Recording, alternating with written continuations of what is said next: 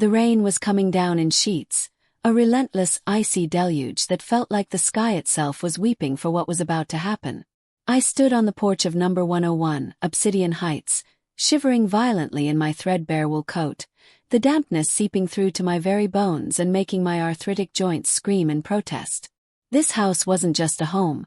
It was a fortress of glass and steel, a monolith of modern success that loomed over me like a judgment. My heart hammered against my ribs, a frantic, caged bird desperate to escape the chest that contained it, because I knew deep down that the person on the other side of this massive oak door was the only hope I had left in this cruel world. I had traveled 3 days on a bus that smelled of stale smoke and despair, carrying everything I owned in 2 battered suitcases that were now soaking wet at my feet. I pressed the doorbell, a sleek silver button that looked like it cost more than my car, and heard a melodious, haunting chime echo deep within the belly of the beast. I waited, my breath misting in the cold air, praying to a god I hadn't spoken to in years that my son, my beautiful Kaylin, would be the one to answer. Before we begin, drop a comment below with your country and what time it is right now where you're watching. Whether it's sunrise in Nairobi, midnight in Australia, afternoon in Canada, or evening in France, I want to know. Don't forget to like and subscribe, don't just sit back. Tell me where in the world you are. Now let's dive into the story. The door didn't open immediately. There was a long, agonizing pause where the only sound was the blood rushing in my ears and the thunder rolling across the suburban sky. When the lock finally clicked, a heavy, expensive sound like a vault unsealing, the door swung inward to reveal a warmth that felt foreign to my frozen skin. Standing there was a woman I did not know, a creature of undeniable beauty wrapped in emerald silk that clung to her frame like a second skin, diamonds glistening at her throat like captured stars. She looked at me, her eyes narrowing instantly, scanning my soaked gray hair, my cheap shoes, and the desperate hope etched into the lines of my face with a look of pure, unadulterated disgust. It wasn't confusion I saw in her eyes. It was contamination, as if my mere presence on her doorstep was a stain on her perfect existence. I tried to smile, tried to summon the warmth of a mother, but my lips trembled uncontrollably. Is Kaylin home? I asked, my voice cracking under the weight of my exhaustion. I'm his mother. I've come so far. The woman didn't blink, didn't offer a towel, didn't step back to let me out of the storm. Instead, she turned her head slightly, shouting over her shoulder into the golden depths of the mansion with a voice that was sharp and imperious. Honey, the new cleaning lady is finally here. And honestly, she looks like a drowned rat. She's dripping all over the custom slate. Her words were a physical blow, stealing the air from my lungs, but I didn't have time to correct her, didn't have time to salvage my dignity, because footsteps approached. Heavy, confident footsteps that I would know anywhere.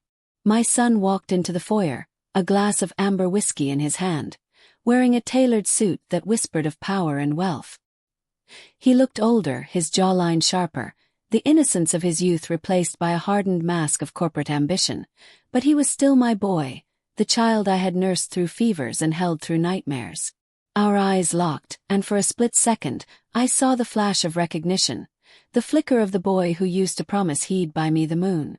I took a step forward, my hands reaching out instinctively, yearning to touch him, to verify that he was real and not just a ghost from the photographs I kept in my wallet.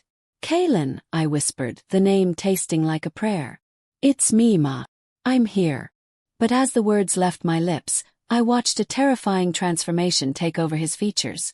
The recognition vanished, instantly replaced by a cold, impenetrable wall of indifference that was colder than the rain outside.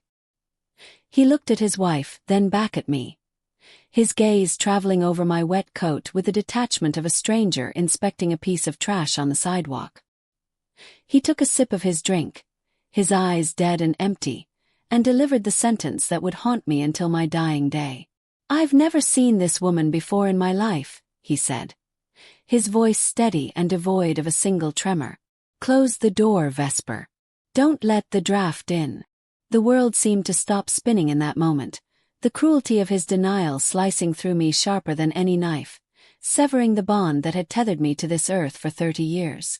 I jammed my foot into the doorframe before the woman could slam it, desperation giving me a surge of hysterical strength. Kaylin, please. The bank took the house. I have nowhere else to go.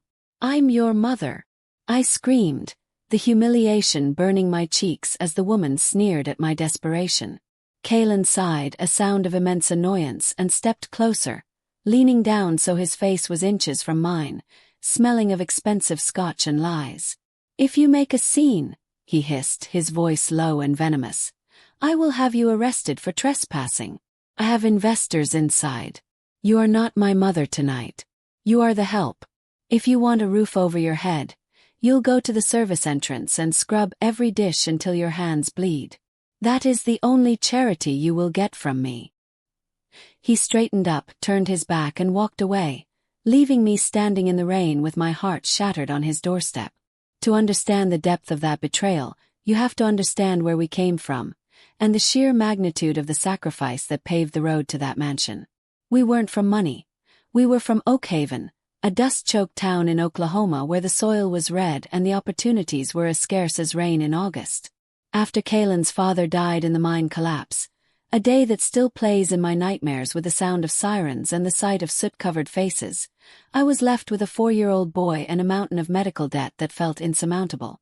I didn't have a degree, I didn't have family money, and I didn't have a safety net. All I had was a fierce, burning love for my son and a pair of hands willing to work until they were raw.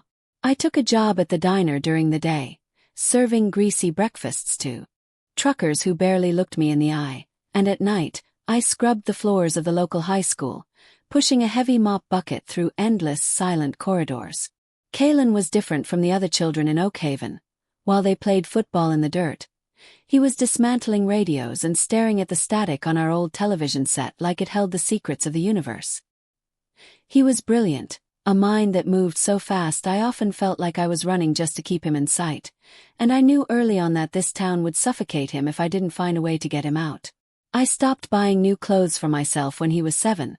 I patched my shoes with duct tape and ate the leftovers from the diner so that I could save every single penny for his textbooks and his computer camps. I remember the nights he would sit at the kitchen table, his face illuminated by the glow of a second-hand monitor I had spent 6 months saving for, talking about algorithms and digital futures that I couldn't comprehend. I'm going to change the world, Ma, he would say, his eyes shining with a hunger that frightened me. And when I do, you'll never have to mop a floor again. The turning point came when he was accepted into that prestigious university in San Francisco, the acceptance letter arriving like a golden ticket that promised salvation but carried a price tag I couldn't afford. The tuition was more than I made in 5 years, and the financial aid package still left a gap that seemed impossible to bridge. I didn't tell him about the sleepless nights I spent pacing our small, leaky living room, calculating and recalculating numbers that refused to add up. I did the only thing a mother could do. I sold the land my grandmother had left me, the only inheritance I had, the only piece of security I possessed in this world. It was a small plot, but it was mine, and signing that deed over felt like cutting off a limb, but when I handed Kalen that check, I smiled as if it were nothing. Go, I told him, hugging him so tight I thought I might crush him. Don't look back at this place. Just fly. He left on a Tuesday morning, and the silence he left behind in that house was deafening, a physical weight that pressed down on me every single day. For the first few years he was good. He wrote letters filled with excitement, sent pictures of the Golden Gate Bridge, and called me on Sundays to tell me about his grades.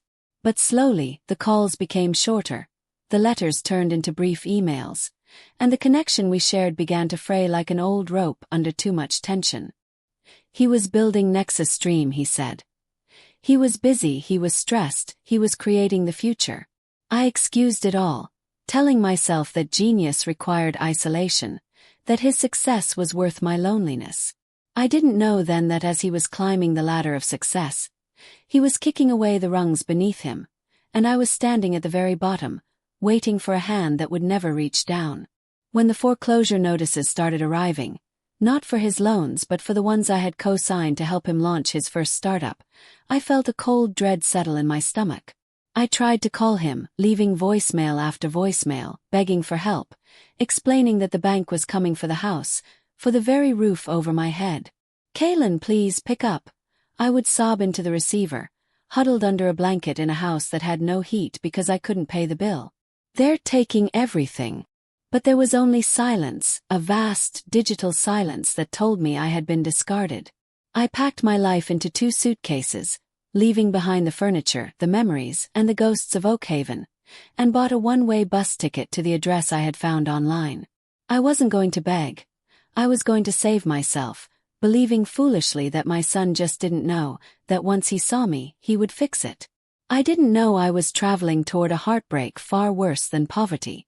I walked around the side of the mansion, the mud sucking at my worn-out sneakers, slipping and sliding in the darkness as the rain continued to assault me. Every step away from the front door and toward the service entrance was a step down a ladder of humiliation I never thought I'd have to climb. The side door was propped open, spilling harsh fluorescent light onto the wet pavement, and the noise of a chaotic kitchen spilled out. Clattering pans, shouting voices, the frantic energy of a high-stakes event. I stepped inside, shaking the water from my coat like a stray dog, and was immediately assaulted by the smell of roasting duck, truffle oil, and industrial sanitizer. The kitchen was a gleaming white laboratory of food, larger than my entire house back in Oakhaven, filled with stainless steel counters and chefs in tall hats moving with military precision.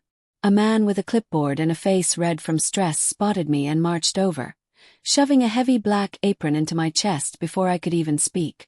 "Ooh, you're late," he barked, checking his watch and glaring at me. "Henri said the agency was sending a senior washer, but you look like you escaped a nursing home. Put this on. We are drowning in salad plates, and the main course is going out in 10 minutes. I wanted to protest, wanted to scream that I owned a percentage of this company, that I was the mother of the man they were serving, but the look in Kalen's eyes at the front door paralyzed me. He had threatened me with the police, and I knew with a sinking heart that he would do it. So I tied the apron around my waist, the rough fabric scratching my hands, and hid my suitcases behind a stack of potato sacks in the pantry. I took my place at a massive industrial sink, the water scalding hot as I plunged my hands into the suds, joining an assembly line of faceless workers who were invisible to the guests in the other room. For the next hour I scrubbed. I scrubbed plates that held remnants of food worth more than my weekly grocery budget, scraping half-eaten filet mignon into the trash while my stomach rumbled with hunger. My back ached, a sharp, throbbing pain that radiated down my legs, but the physical pain was a distraction from the emotional agony tearing me apart. Through the swinging double doors, I caught glimpses of the other world, the world of the great room, where a crystal chandelier the size of a car cast a golden glow over men in tuxedos and women in gowns that shimmered like liquid metal. I saw Kalen holding court in the center of the room, a champagne flute in his hand, laughing at a joke made by a gray-haired man who looked important. Kalen looked relaxed, charming, the perfect image of the benevolent tech mogul, and it made bile rise in my throat to see him so at ease while I stood feet away, elbow-deep in dirty water. More champagne flutes. "Now!" Henri shouted, snapping his fingers at me. "Take the tray out. Move, move." I dried my hands on the apron, my heart hammering against my ribs, and picked up a silver tray laden with crystal glasses. I took a deep breath and pushed through the swinging doors, stepping out of the steam and into the air-conditioned perfection of the party.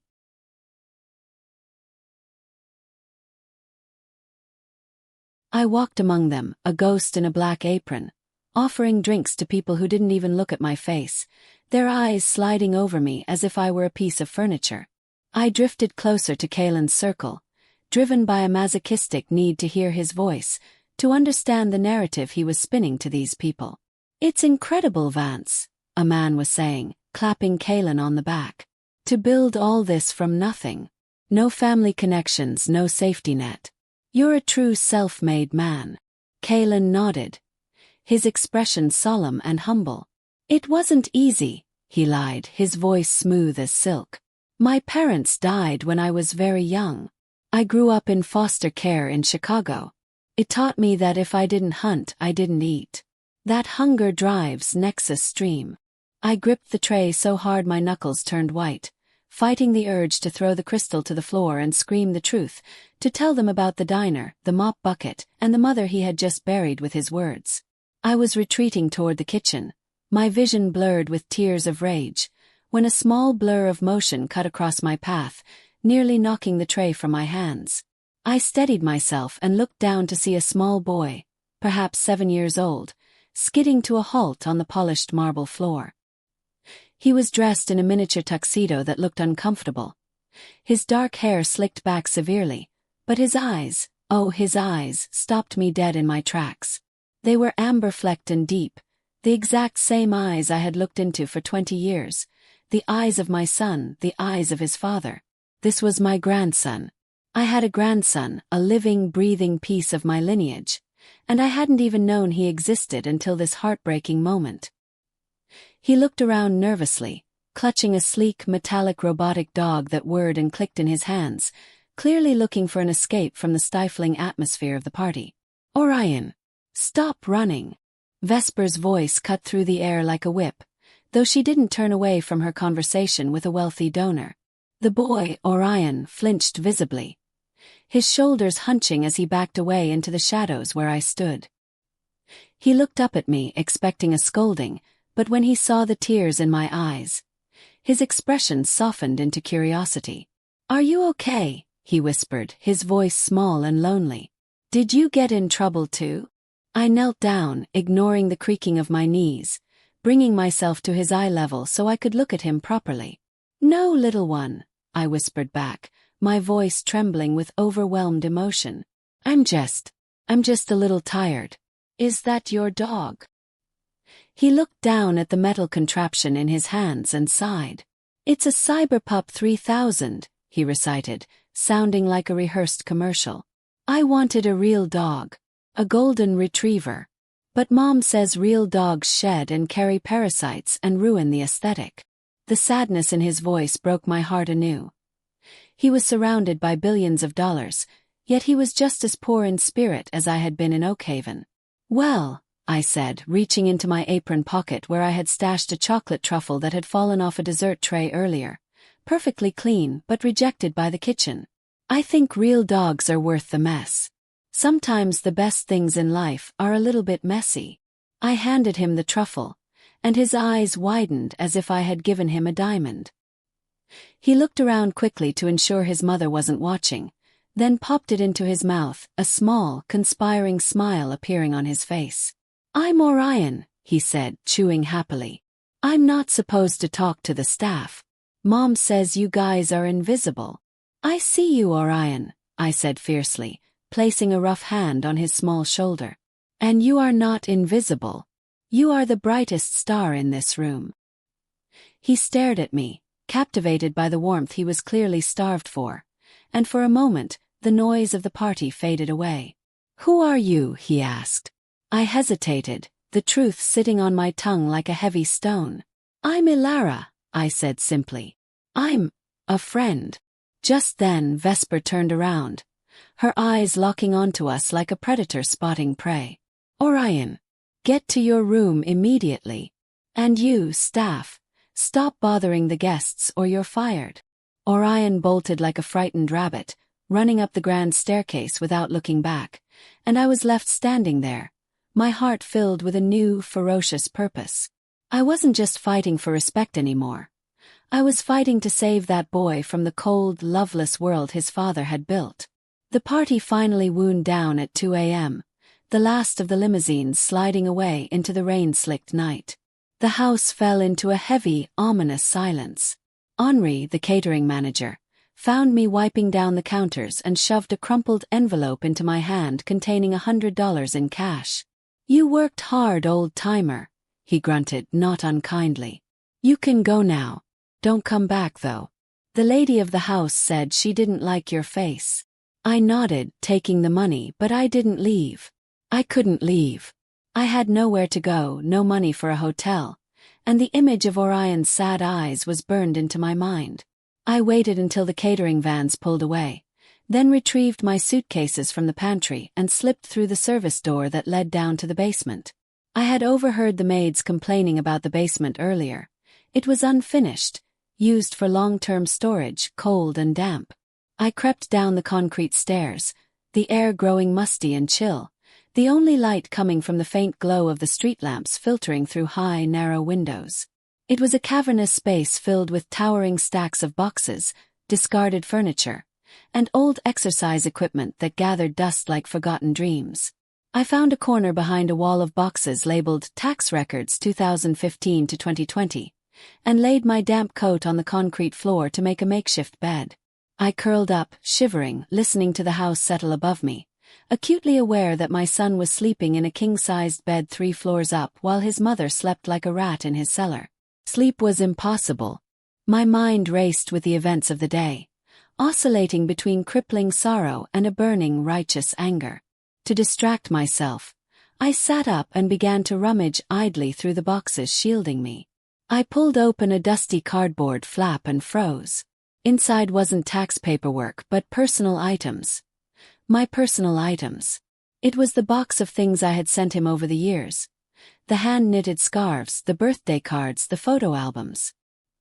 He hadn't thrown them away, but he hadn't kept them in the house either.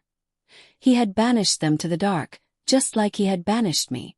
I pulled out an old photo album, the leather cover cracked and faded, and opened it with trembling hands.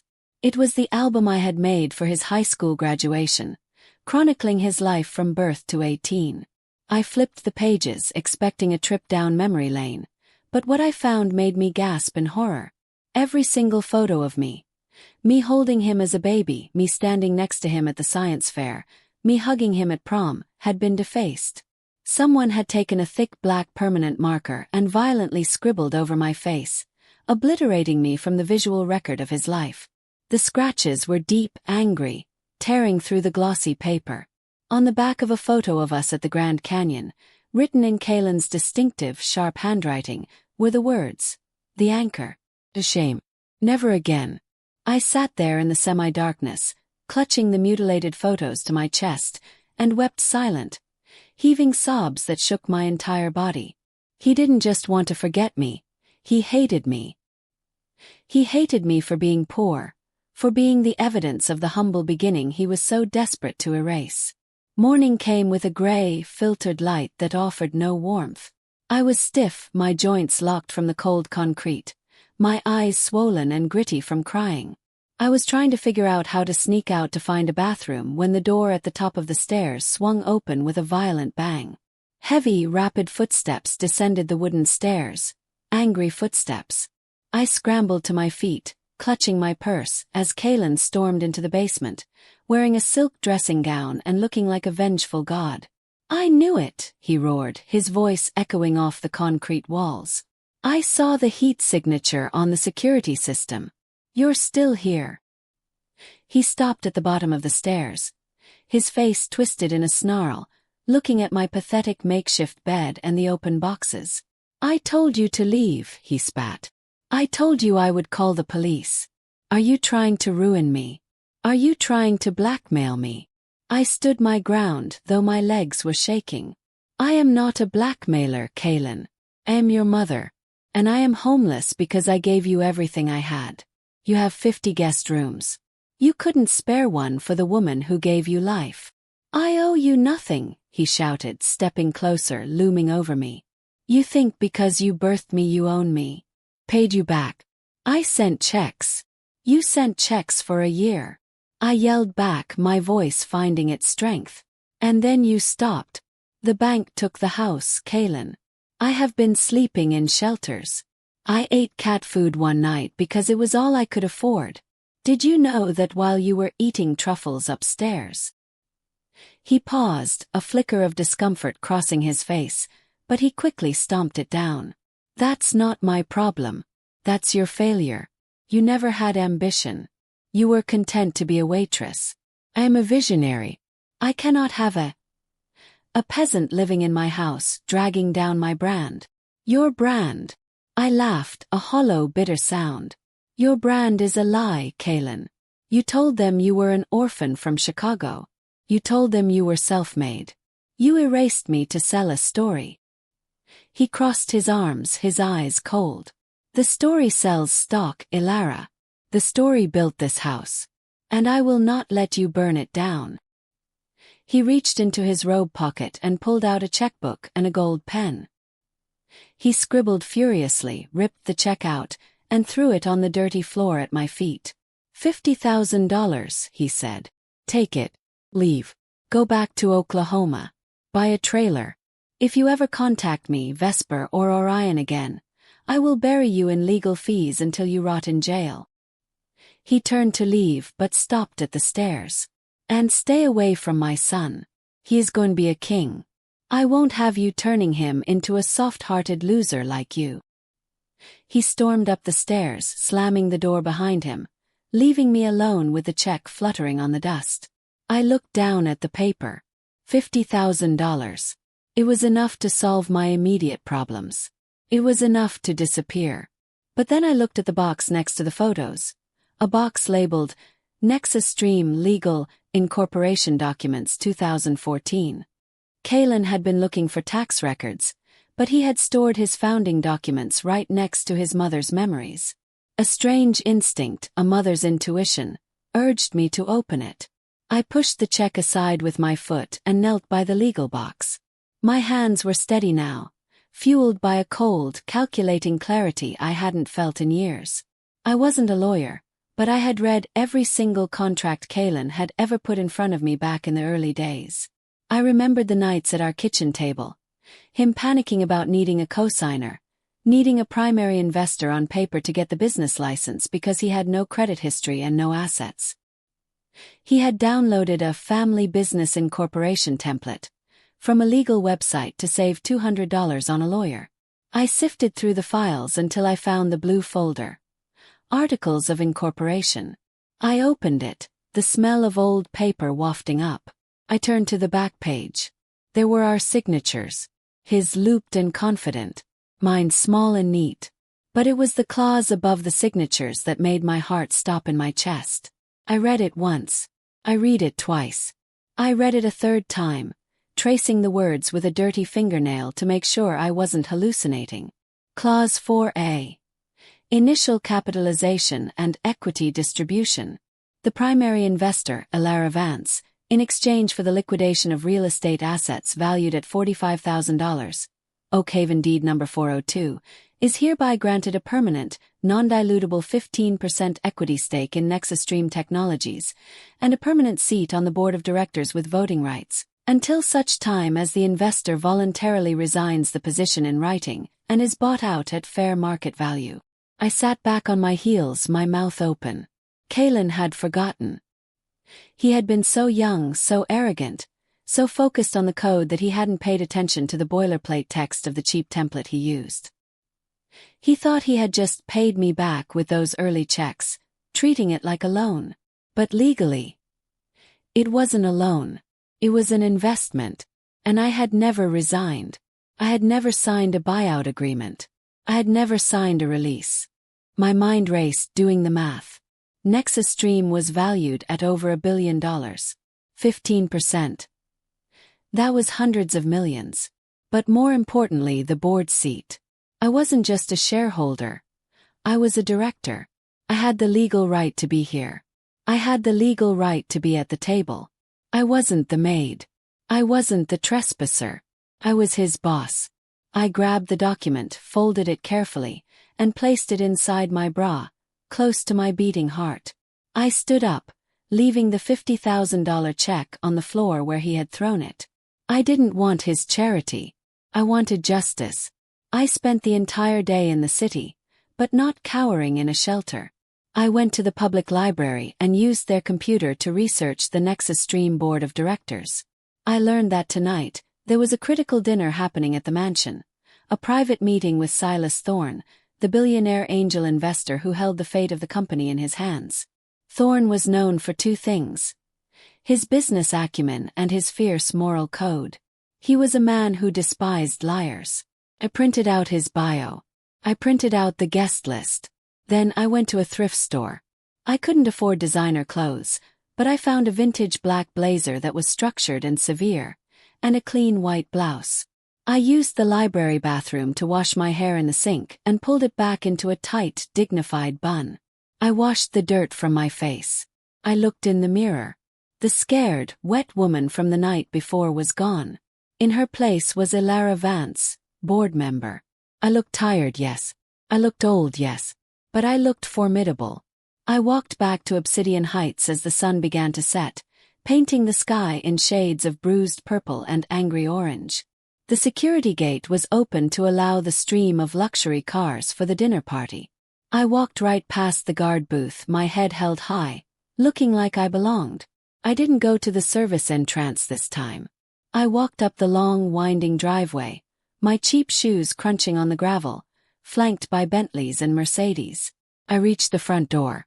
The same door where my heart had been broken 24 hours ago. I didn't hesitate. I didn't tremble. I pressed the doorbell. Vesper answered again. She was wearing a red dress this time, aggressive and loud. When she saw me, her jaw dropped, and her face twisted into a snarl. "Ooh. Kaylin said you were gone. I'm calling the cops right now, you psycho." She reached for the intercom, but I stepped into the foyer, pushing past her with a strength she didn't expect. "I wouldn't do that, Vesper," I said calmly. "I'm here for the board meeting. And I'm late." "Board meeting? Are you delusional?" she shrieked, grabbing my arm. "Get out." I pulled my arm away, staring her down with the intensity of a woman who has nothing left to lose. "Don't touch me," I said, my voice low and dangerous. "Where are they?" "The dining room." I didn't wait for an answer. I could hear the low hum of voices down the hall. I walked toward them, Vesper scrambling behind me, her heels clicking frantically on the marble. I was walking into the lion's den, but this time I was the one with the teeth. I threw open the double doors to the dining room.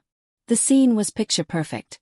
12 people seated around a mahogany table, crystal glasses sparkling, Kaylin at the head of the table, laughing at something Silas Thorne was saying. The room went dead silent as I entered. Kaylin looked up, and the blood drained from his face so fast he looked like a corpse. He stood up, knocking his chair over with a loud crash. "You!" he shouted, panic cracking his voice. "Vesper. Why is she inside?" "Security." Silas Thorne, a man with hair like white steel and eyes that missed nothing, looked at Kaylin, then at me. "Kaylin," he asked slowly, his voice deep and rumbling. "Who is this?" "She's a stalker," Kaylin yelled, sweat instantly beading on his forehead. "A crazy woman from my past. She's been harassing us." "I'm so sorry, Silas. Please ignore her." I walked to the empty seat at the far end of the table, directly opposite Kaylin. I pulled it out and sat down, placing my purse on the table. "I am not a stalker," I said, my voice steady, echoing in the silent room. "And I am not a stranger. I am Ilara Vance, Kaylin's mother." A collective gasp went around the table. Silas Thorne raised an eyebrow. "His mother? Kaylin told us he was an orphan." "He lied," I said simply. I reached into my blouse and pulled out the folded, yellowed document. I slid it across the polished mahogany table toward Silas Thorne. "He lied about a lot of things, including who owns this company." Kaylin lunged for the paper, screaming, "No, don't read that." But Silas was faster. He slapped his hand down on the document, his gaze locking onto Kaylin with terrifying intensity. "Sit down, boy," Silas commanded. Kaylin froze, then sank back into his chair, looking like a trapped animal. Silas put on his reading glasses. The room was so quiet you could hear the ticking of the grandfather clock. He read the document. He checked the signatures. He looked up at me, then at Kaylin. "Is this authentic?" Silas asked. It was a template," Kaylin stammered, tears of frustration welling in his eyes. "It was 10 years ago. She's a waitress. She doesn't know anything about tech. It doesn't count." "It is a legal contract," Silas said, his voice icy. "You committed securities fraud, Kaylin. You failed to disclose a primary shareholder. You failed to disclose a board member. And you built your entire public persona on a fabrication." Silas stood up, buttoning his jacket. He looked at me and bowed his head slightly. "Mrs. Vance, it is an honor to meet the true founder of Nexus Stream." He turned to the rest of the table. Gentlemen, I am calling for an immediate vote of no confidence in the CEO. And I am freezing all assets pending a forensic audit. Vesper screamed. But the money? What about our money? Silas ignored her. Kalen put his head in his hands and began to sob. Ugly, gasping sobs of a man who has lost everything. I looked at him, and I didn't feel triumph. I didn't feel joy. I felt a profound sadness. I stood up and walked over to him. Vesper had already fled the room to call her lawyer. I put a hand on his shaking shoulder. He flinched, expecting a blow. I didn't want the company, Kalen, I whispered. I just wanted my son. I just wanted you to be proud of me. It has been 6 months since the dinner that changed everything. The fallout was swift and brutal. Kalen was removed as CEO. He narrowly avoided prison time only because I, as a majority shareholder, refused to press charges on the condition that he attend mandatory psychiatric therapy and step down from all public roles. Vesper filed for divorce 3 days after the assets were frozen. She's in New York now, looking for a new victim. I live in the Glass Manor now. Not in the basement but in the master suite. I redecorated. The cold, sterile furniture is gone, replaced by comfortable sofas, warm rugs and photos, real photos, on the mantel. I brought the smell of baking bread and roasting chicken into a kitchen that used to only know catering trays. I look out the window into the sprawling backyard. Kalen is there. He looks different. He's lost weight, and he's wearing jeans and a t-shirt, digging a hole in the dirt. He's planting a garden. It's part of his therapy, reconnecting with the earth, doing manual labor, learning humility. Orion is with him. My beautiful grandson is laughing. His hands covered in mud, helping his father plant rose bushes. Kalen looks up and sees me watching through the glass. He doesn't smile. He's not ready for that yet. The shame is still a heavy cloak he wears every day. We have dinner together every night, just the 3 of us. The conversations are stilted, often awkward. We are navigating a minefield of 10 years of pain. But last night, for the first time, he looked me in the eye and said, "The meatloaf is good, Ma." It wasn't an apology. It wasn't a declaration of love. But it was the truth. And that is a start. I walk outside carrying a tray of lemonade. Orion runs to me, hugging my legs, dirtying my trousers, and I don't care a bit. "Grandma, we found a worm," he squeals with delight. Kalen wipes his forehead with his arm, leaning on his shovel. He looks at Orion, then at me. "He looks like you," Kalen says softly. "He has your eyes. He has your spirit," I reply. "But we're going to teach him to use it differently." Kalen nods, looking down at the dirt. "I'm trying, Ma," he whispers. "I know," I say. "I'm not going anywhere. I didn't arrive at this house to become a millionaire. I didn't fight for the company to get rich. I fought to break the curse of greed that had stolen my boy. Money can build a fortress, my dears, but it takes truth, forgiveness, and a whole lot of mud to build a home. Thank you for walking this long road with me. It wasn't easy to tell, but the truth rarely is. We all have doors we are afraid to knock on, and truths we are afraid to face. But remember, no matter how dark the storm is outside, you are never as invisible as people make you feel. If this story resonated with you, please don't hesitate to like this video, and subscribe to the channel so we can share more with each other. Please leave a comment and let me know where you're watching from.